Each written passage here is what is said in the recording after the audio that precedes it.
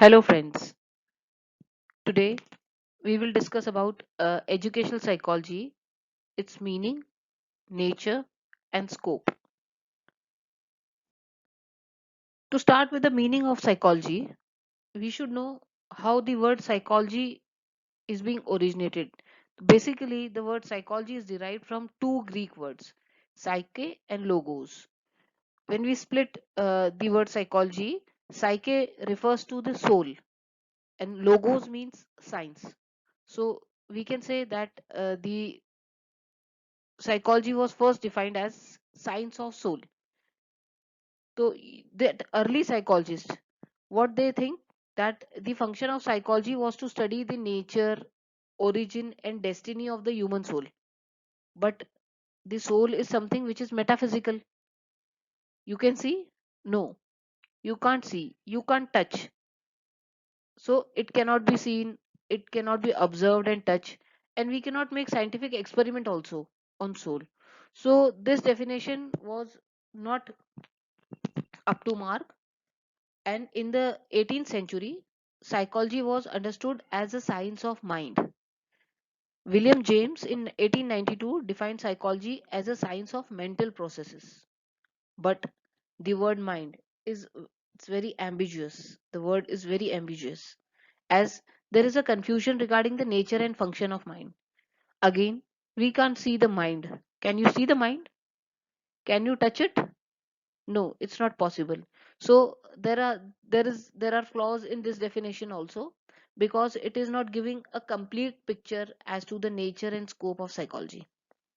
Later on, when modern psychologists they worked on the definition of psychology, they said psychology as a science of consciousness.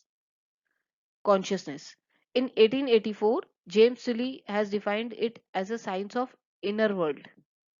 William Wundt in 1892 defined psychology as a science which studies the internal experiences.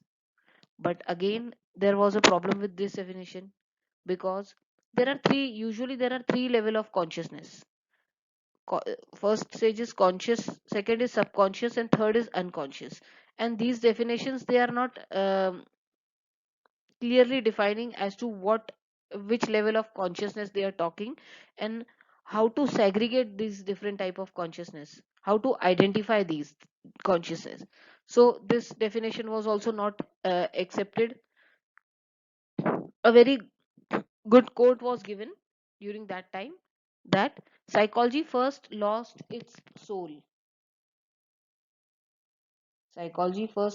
its soul, then its mind, and then its consciousness. At last, at present, only its behavior exists. In 1905, William McDougall defined psychology as a science of behavior.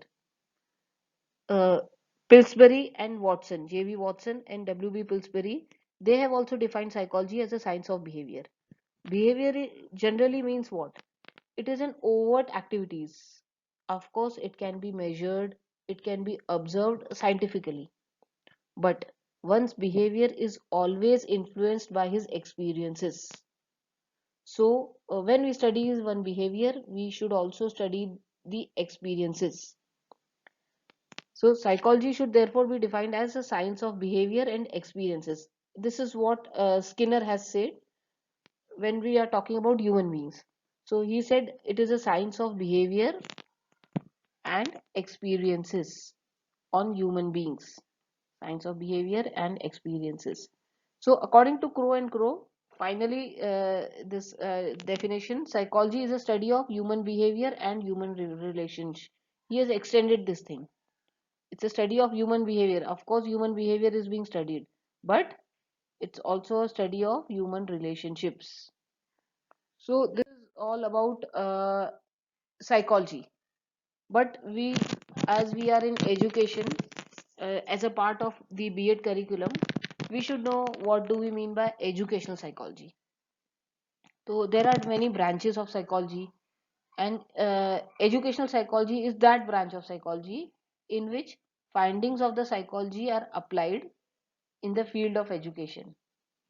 Okay, the findings of psychology which are being applied in the field of education. It is a scientific study of human behavior under educational settings.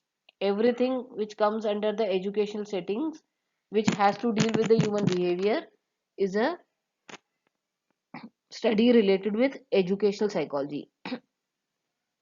Few definitions related with educational psychologies include: educational psychology deals with the behavior of human beings in educational settings. This is very easy definition, we can say. It is a behavioral science with two main things: human behavior and education. Peel has defined it as education is a science of education. Educational psychology is a science of education. Education, by all means, actually it is an attempt to mold and shape the behavior of the student. Okay, what is the aim? It aim to prove it produce a desirable changes. Basically, what do we mean by learning? It is a change in behavior. And what teacher do? The aim of teacher is to produce desirable changes in the pupil, in the student. For what? For the all-round development of his personality. So the essential knowledge and skill to do this job to do this work satisfactory, actually it is supplied by educational psychology. So Peel, what Peel is saying, Peel is saying that educational psychology helps the teacher to understand. Very important thing. See, educational psychology helps to understand, help the teacher to understand the development of his pupil, to what extent they are getting developed, the range and limits of their capacities. Very important thing. The processes by which they learn and their social relationships. Very nicely explained by this definition given by Peel. So basically, education psychology is helping the teacher first to understand the development of the pupils, the range and limits of their capacities, students' capacity, the processes by which they learn, and their social relationships. In this way, we can say that the work of educational psychology resembles with that of an engineer. Engineer actually is a technical expert. What engineer does? Engineer supplies all the knowledge and skill which are essential to complete the job satisfactorily. For example, construction of a bridge, okay? Construction of a road, construction of a dam. In the same way, what educational psychology is doing, it isn't this educational psychologist is a technical expert in the field of education first. It supplies all the information, principles, what are the rules and techniques which are essential for understanding the behavior. Again, see the behavior word is there. Understanding the behavior of the pupils in response to, in connection with the educational environment. And it's not only settings, but important thing is that what are the desired modification, what modification in the pupil we are expecting, what are the desire of a teacher of the behavior to bring. The main purpose is all round development of his or her personality.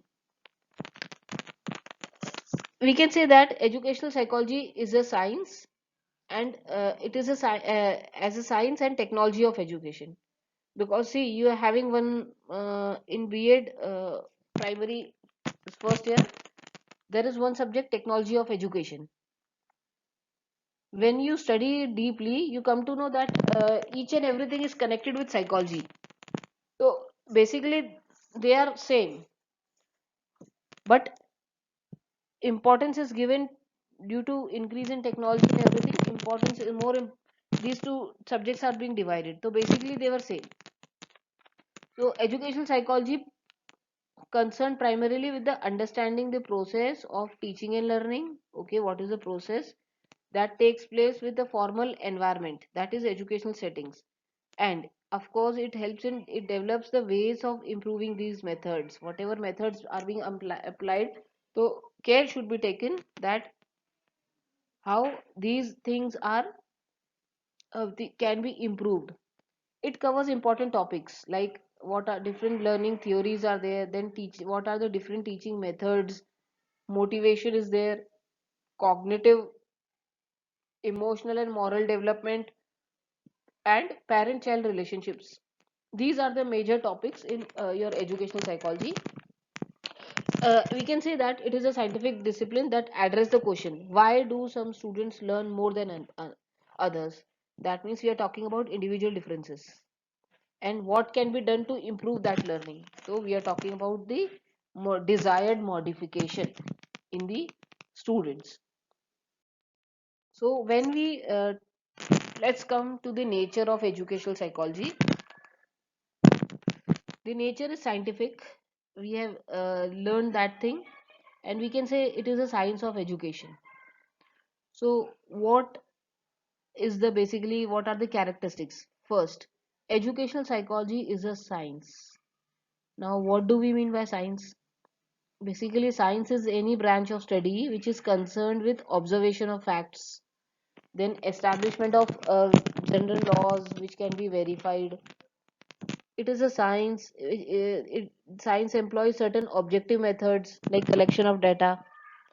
Then there is an understanding, explaining, predicting, and control of the variables and facts. Then there is cause and effect relationships, things which are based on principles and laws. So, like any other science, educational psychology has also developed as an objective methods of collecting the data. It also aims at understanding, predicting, and controlling human behavior, specifically under educational settings. Second, nature is educational psychology is a natural science.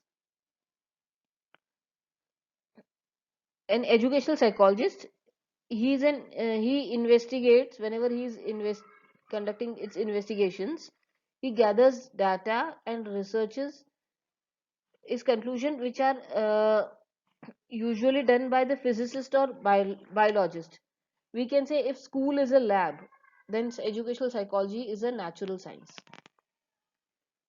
Educational psychology as a social science, as we have to deal with people, like sociologists are there, anthropologists are there, economists and uh, political scientists. They deal with human beings and their sociability the same way we used to do in educational psychology also. Then it is a positive science. Normative science is a there are two types of science, and normative science and positive science. So what happens? Normative science is like logic and ethics deals with the facts as they ought to be. Okay? And positive science, what positive science do? Positive science deals with the facts as they are or as they operate.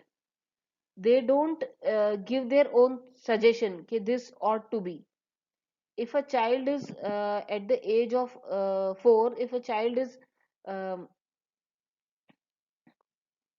always having the habit of keeping his thumb in his mouth, so educational psychology will not give ethics or any child should not do. In fact, as a uh, part of positive science, educational psychology will give the reason why these things are being done and not what it should be.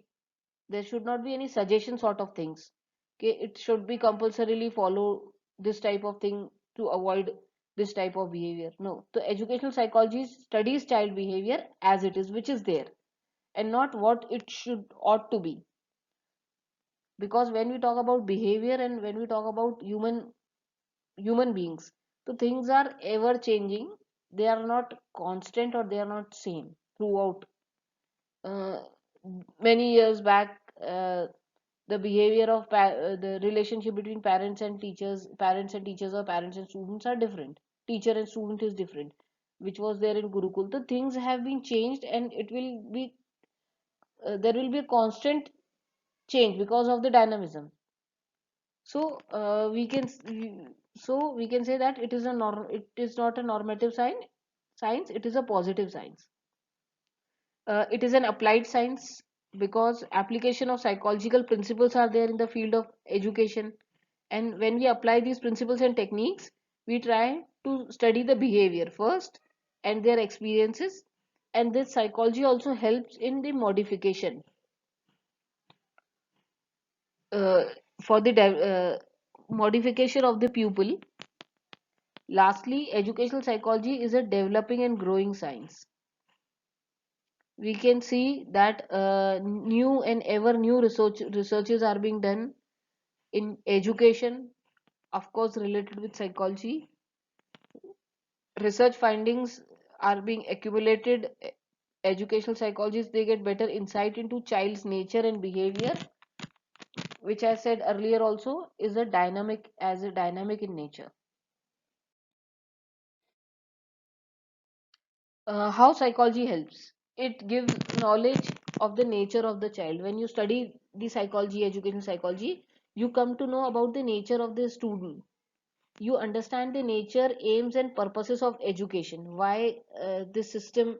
Why? What are the aim? What is the purpose of education? Because somewhere there is a psychology involved. Psychology of the people, those who have decided those things, is involved to give understanding of scientific methods and procedures which have been used in arriving the facts and principles of educational psychology. Then go to so what? Go to park. अभी नहीं ma'am it helps to present the principles and techniques of learning and teaching. When we study educational psychology in detail, we come to know about the principles and techniques of learning and teaching, which are very very important for a teacher. Ma'am, I'll 2 minutes. To give training in methods of measuring abilities, how to measure the abilities of the students and achievement in school subjects. To give knowledge of the growth and development of children, very important. Because if we don't know about the growth and development stages of the children during their school life, we won't be able to deal with them properly. To assist in the better adjustment of children, we have to assist students, children, so that they can adjust better.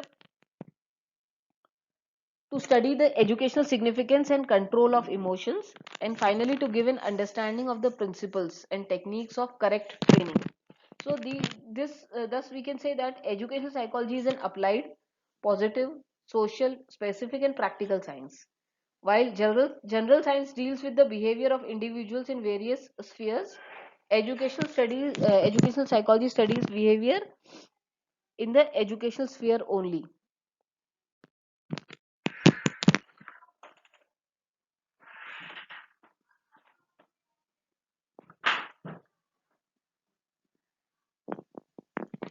Let's come to the scope of educational psychology. The scope of educational psychology basically includes the learner, which is the main subject matter of educational psychology, and everything is around the learner.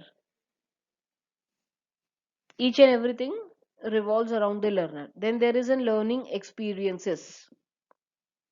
Thirdly, there is a learning process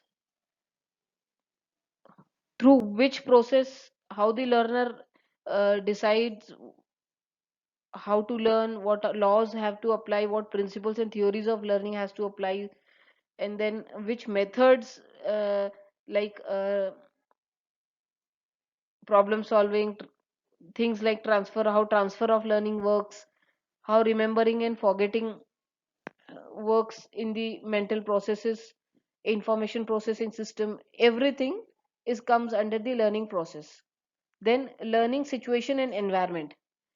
Uh, Here, it is concerned with what are the settings, situations like between learner and teacher, like classroom climate, the group dynamics, what are the different techniques, aids which are which facilitate learning and evaluation, and then there is a teacher. So these five things are very important. First is learner, because everything evolves around the learner. Then learning experiences according to the growth and development stage of the learner.